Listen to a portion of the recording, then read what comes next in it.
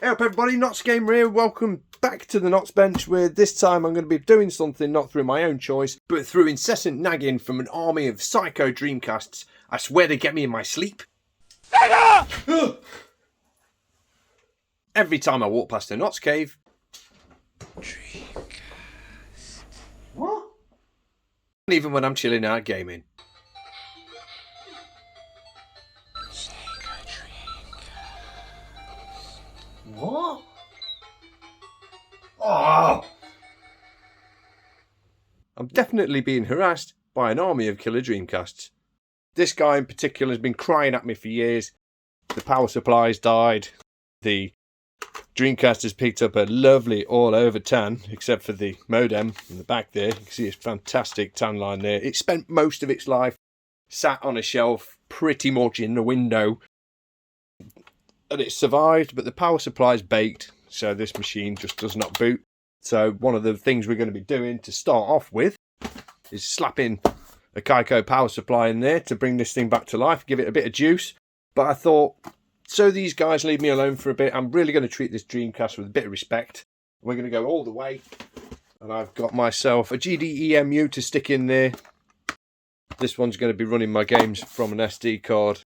Well, my main Dreamcast plays the discs. While we're in there as well, we might as well have a tinker around. I think I've got a new CMOS battery to pop in that machine as well, and a few other bits and bobs in that box. We've also got the mount, tray mount, some SD cards and etc. in there. We're going to really pimp out the inside of this Dreamcast. And to finish it all off, ladies and gentlemen, just to make this Dreamcast nice and lovely, we have an aftermarket shell. This isn't from the seller I'd prefer, because he didn't have any. I'd rather get my cases from HD Zone because the Saturn ones I've had were fantastic. Now I got this one from an alternate seller on eBay. It's a nice purple case to put the system in when we're done. Unfortunately, it's not labelled up with the Sega logos, but we'll remedy that at some point in the future, I'm sure. We can recycle the Dreamcast badge off this and pop it on there, so that's not a stress. So without further ado, let's just put the bits, the non-essential bits, to one side for now. Pop open this Dreamcast and commence Sega surgery. Dreamcast. Before we move on, you've got to make sure you have a VA1 Dreamcast for this to work 100%. There are 3 telltale signs that you have one. The first one is on the bottom of the machine. There's a little number 1 with a circle around it, which means you've got a VA1 there. The second indicator is on the inside of the machine on the controller PCB. There's a little circle with a number 1 in it again. And the third indicator that you have a VA1 Dreamcast is the 3.3 volts on the rail for the GD-ROM drive. If these 3 are there, continue with the installation. Other variants of the machine, you may not get it working. Dreamcast. Here we go. My lovely yellow Dreamcast. Hello! First things first, check there's no disc in.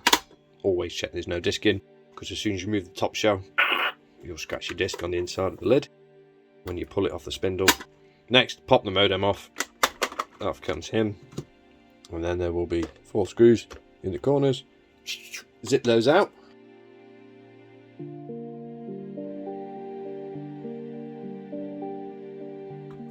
So now we've done that, we should just be able to lift the lid away, revealing years of neglect inside. There's no tells on the power supply that it's faulty. There's no obvious visual tells. We'll just do that a couple of times to discharge it. Pop our lid to one side so we don't burn him. This is going to go straight into the new case once we're done. But first we've got to dismantle the whole machine, and if I remember correctly, you can start with the drive, which is held in by 1 screw there, 1 screw there, and sometimes you have a third. I've got all 3 in this one, so we'll pop those out.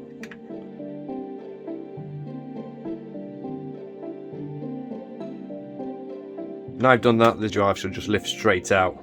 Don't be phased if it doesn't budge to start with, it just needs to be unplugged from there. So if you put a bit of pressure at this corner, you can just pop that up with relative ease and then lift that out. So that's your drive, which we will also not need. So I'll put the screws with that, put that to one side as a spare. Prefer that any drives fail on me.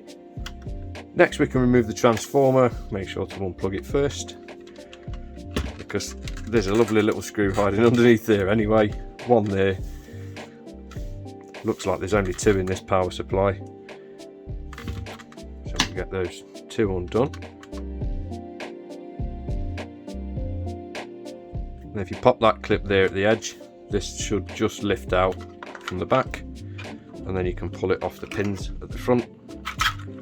Be careful not to touch any of the components on here. Sometimes these things do still carry a charge, even if they've been switched off for a while, so be very careful. This one, they say, is what I think the fault is with the system. There doesn't appear to be any visible damage to the circuit board. I was hoping for like an obvious failed component, so I could maybe replace it and reuse it again in the future. But at the moment, we'll just pop that to one side with the rest of the Dreamcast that we're not going to use. So far, we've got rid of the drive and the original power supply. I'm going to pop these away for a second. And there's for the power supply, which I might keep hold of, because though I've not used the Kaiko one before, the Bitfunk's power supply, which is virtually the same thing, didn't come with screws when I did the other Dreamcast. We'll keep hold of this guy, because I don't know if we need him. Next, we can pop the power switch out, which will just be a case of these two screws here.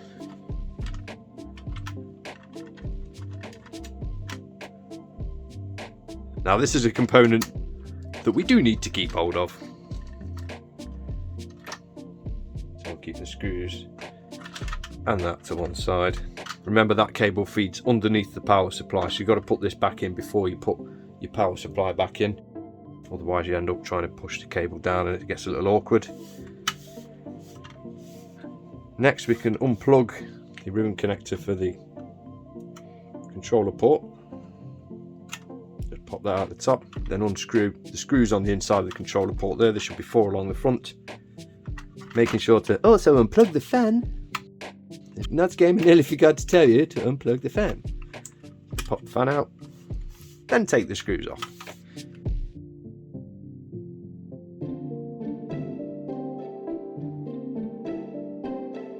Now once that's done and you've removed the 4 screws, you can unplug the ribbon cable and the fan. This should all just pop backwards, lift it up slightly and pull it towards you. There's the old battery, which I'm going to be trying to replace. My soldering skills aren't brilliant, but they should see me through a relatively easy task like that. Next up, all the screws around the top of this lovely shield over the main board.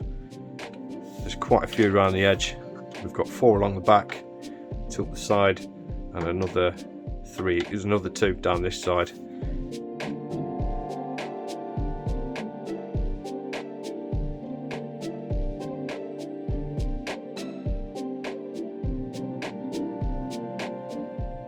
And also, don't forget the 2 on the fan.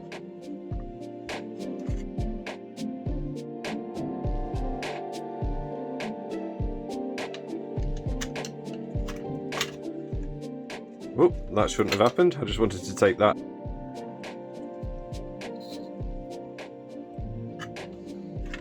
But next, this entire assembly should lift out using the fan. So we can take that whole thing out in one go. And there, ladies and gentlemen, is the guts of your Sega Dreamcast. We should discard this dirty old fellow. There is a rather large pile of pieces of this Dreamcast that we no longer need.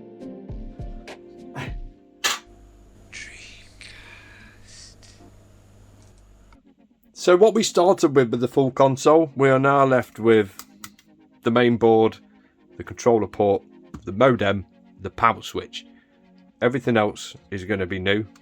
We also need to remove the modem, I just thought, from its casing as well, because that needs to go somehow. But we'll come around to that in a moment.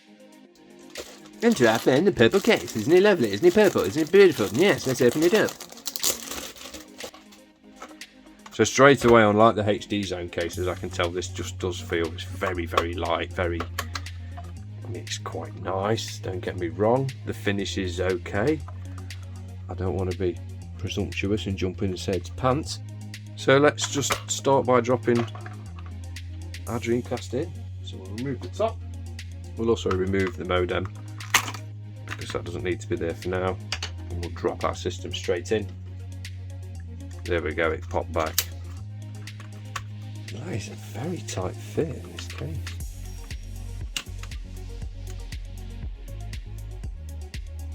Eesh. Oh dear, I didn't like the sound of that.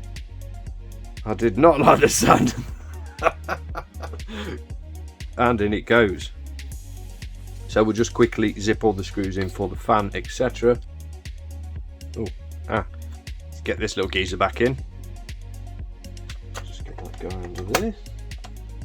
I believe the fan and everything is what it does. Oh, it's so only just fits. So only just fits. So let's get the other screws in. This plastic is not pre-tapped, just like the Saturn cases. You gotta make your screw go in.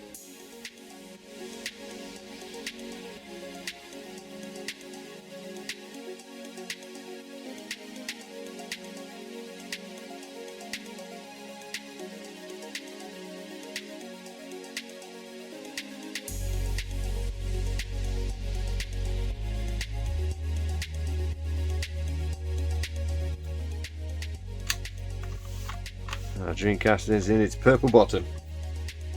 So next we'll just quickly do the modem, which is 2 screws, pull it away, pop it on the new one, screw it on.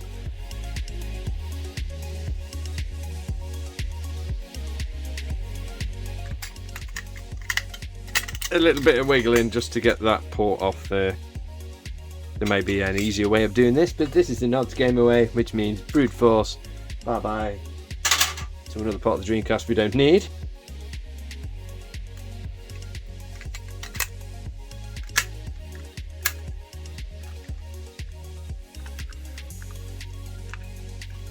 I believe we are clicked in, covered in fingerprints.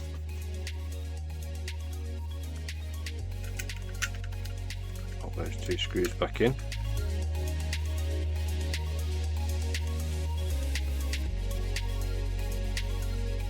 Tell you what, I thought the modem was going to be easy. The most difficult part was putting those screws back in. We can click him on.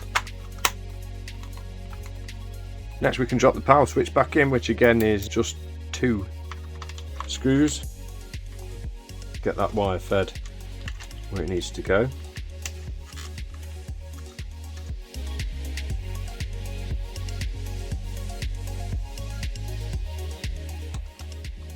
Make sure these go in nice and straight and don't shatter the posts.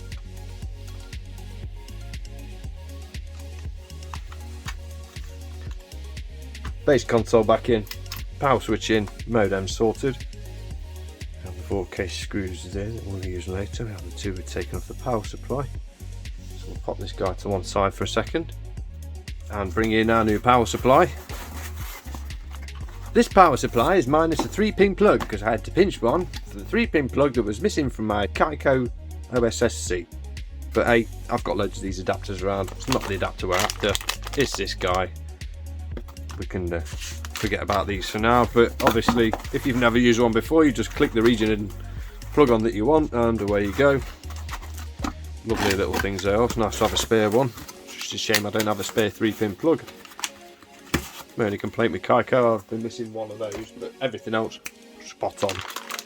Now this is going to fit pretty much like the Bitfunks one did that I used before. I'm sure it was a Bitfunks one I fit before. If it was a Kaiko one I fit before, I fitted before, sorry, I genuinely can't remember.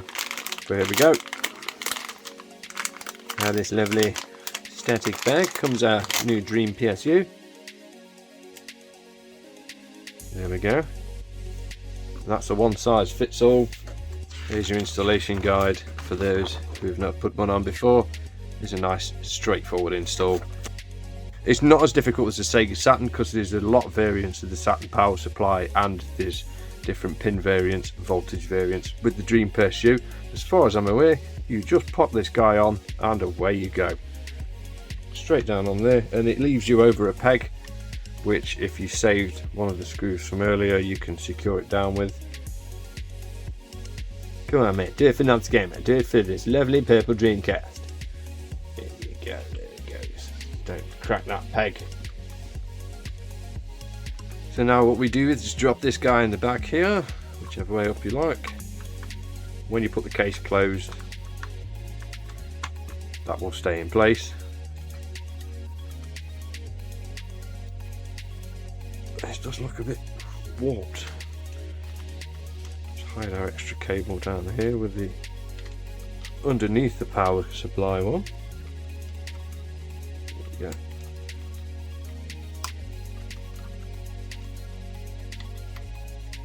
Plug that in. That's our new power supply in place in the bottom half of the new shell with the new modem. So once again, we'll move this chap to one side and we'll move on to the next part of the operation. What we have here this time is a we have a new battery to go in the controller port, so we don't get the dreaded clock of doom every time we switch the machine on. I haven't got a replacement for this little resistor here, which can go bang and leave you with a dead controller port, but I do know about that. It will be something I'll be addressing in the future with the system, but for now we're just going to get the battery in, and I think the best course of action with this particular one is to cut it off, warm these pins up and pull them through. So let's get the iron warmed up and all these lovely bits of meltable plastic to one side. Dreamcast. So all I've done here was I tried to wiggle the battery. It pulled straight out of one hole and then just wiggled it on the board till we snapped that away, because I did forget to press record while I was doing this. So now what we're going to do is warm up the iron, and you can see the lovely hole where that pulled straight through. We're going to warm this up and remove these, so we've got holes to pop the new battery into. So before we do anything, we'll just bend these tabs back if we can get our hands on them. Just makes it easier to grab these component legs, lift them up slightly. There we go. So I'm happy with that. We can warm that up, pull these out. This should be nice and straightforward. It says Notts Gamer. So we grab that.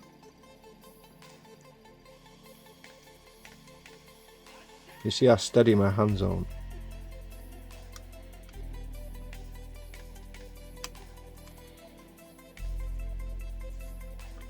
And there we have one pin. I'll just grab that second pin. Warm again, and that'll just come away when the solder warms up. So we have both the legs, both our pin legs are out there. Now the fun part, get the good old solder sucker on there. That should do the trick for now. So now just making sure that the legs are all bent correctly. We should be able to drop this guy straight in through these three holes.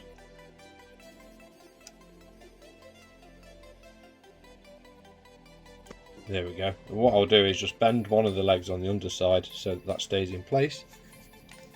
And that gives us the three pins there to solder onto. But if I bend them slightly, like they were before.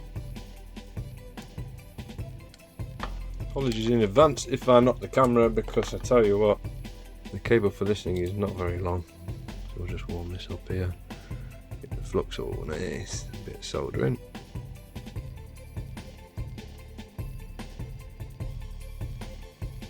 One.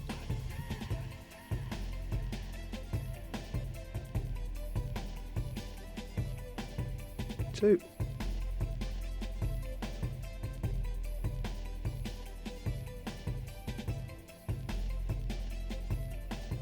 Bit more on there. Make sure that's there.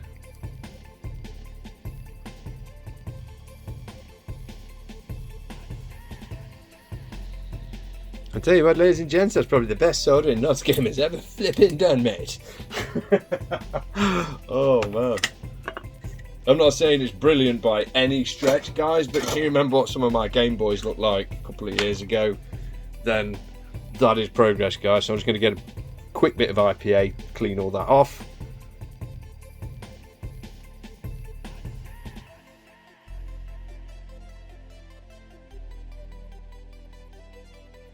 So that's the battery installed in our new controller port. Let's take that back over to the Dreamcast. Thank you for helping me out, Johnny. You've been awesome.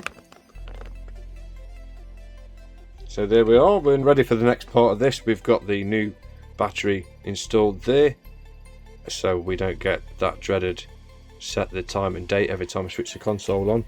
Get this guy dropped in from the back. It's a little like doing the Sega Saturn controller port again, where you just got to get the controller through first and then drop it down. If you don't, it won't line up properly. So once that's in, we'll get the 4 screws put back in the front there.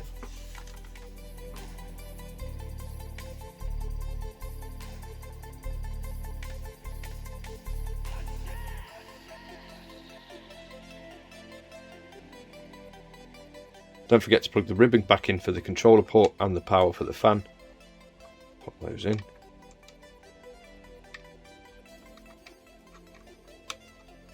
And just pop that guy straight in. Should push in lovely because they're nice and easy to use, these Dreamcast ribbons.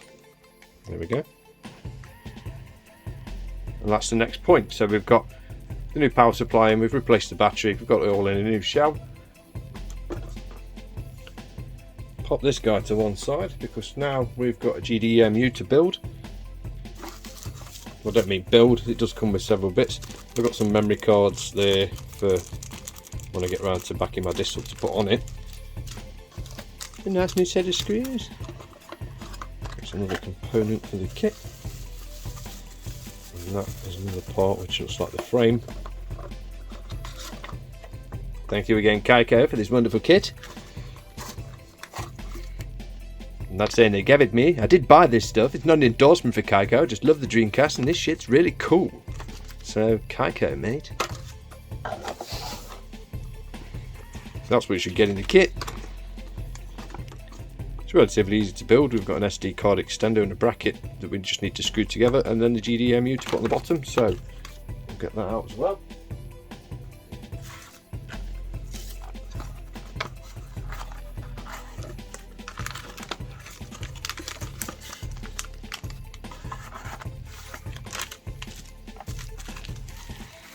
So in here we have our imitation GDEMU. It's not a genuinely, I don't think it's a genuine one. Be an aftermarket one. So there's the board you get.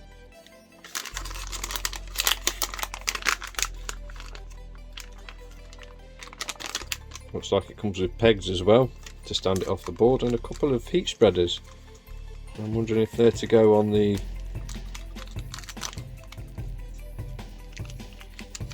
in the bag. I wonder if they're to go on the chips on there.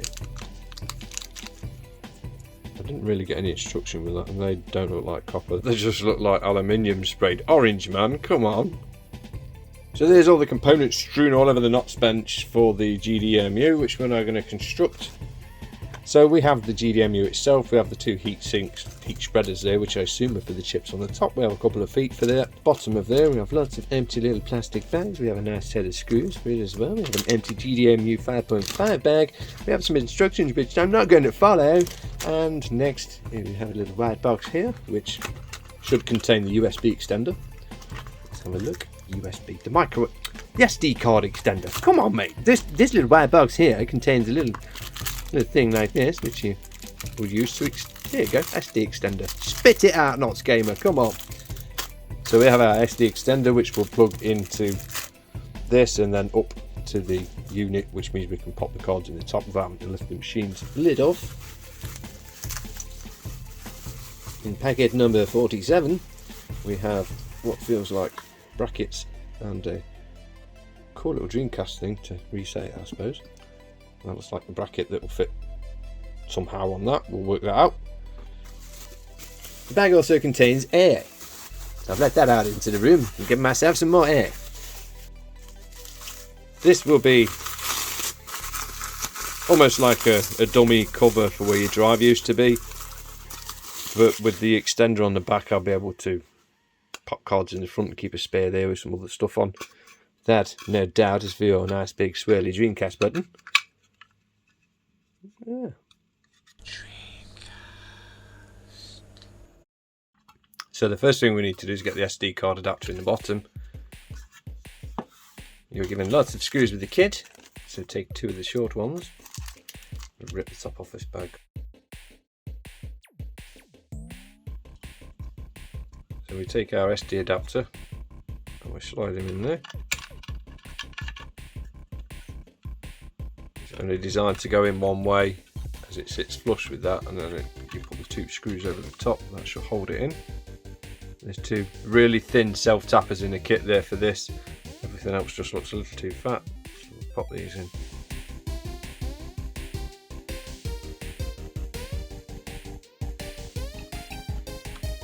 There we go, there's your SD card slot installed. So next we need to take our GDEMU and fix it to the bracket provided guy out to one side.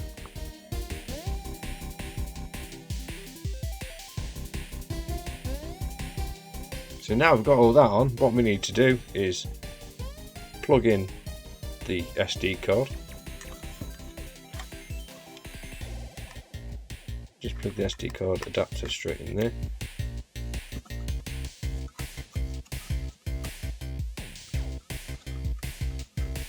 I'm going to choose to tuck the wire in that way. And drop it on. That seems to be a nice neat way of getting the cable in for your SD adapter. If you push it under there, it seems to get stuck. So once that assembly is together, remember to put the button in, as I have forgotten. So I have to dismantle it once again. Pop that off, drop the button in.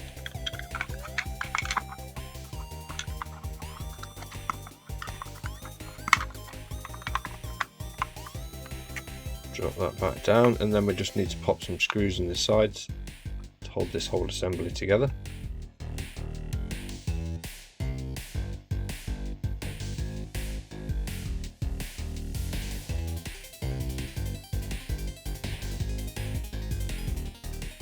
So there we are, that's all assembled now. I seem to have one nice big long screw left, which I'll work out what that's for at some point. So now we can drop our drive in, and that should sit nice and flush with the console notch on the bracket, and I won't need the feet that came with the kit. There you go, that sits lovely. Now I can see what the long screw's for, straight down there into the console.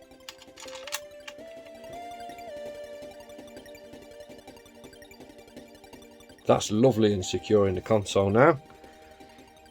So there's all our bits in. You see, I still don't get why they came with these. With it, yeah. Now that's all in nice and secure. Let's get the shell top dropped on this case.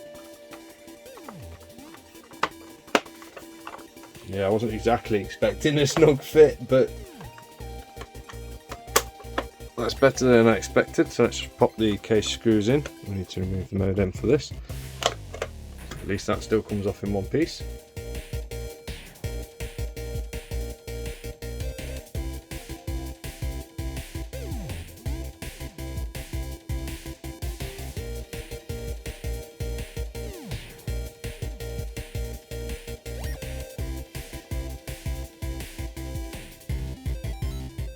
With all that done, let's get the modem on.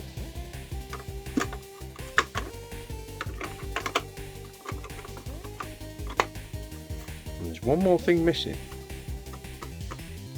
I know we don't have the Sega and the Windows CE logos on the front, but we need to put a badge on there at the very least. So let's revisit the old Dreamcast and see if we can remove the logo and apply it to this one. One more thing we need to salvage from our old Dreamcast. Let's get this little deer off if we can.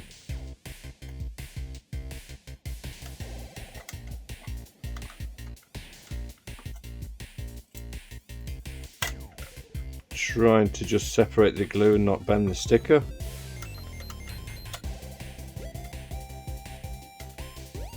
Lift it away nice. Bring this guy back in. And there we go.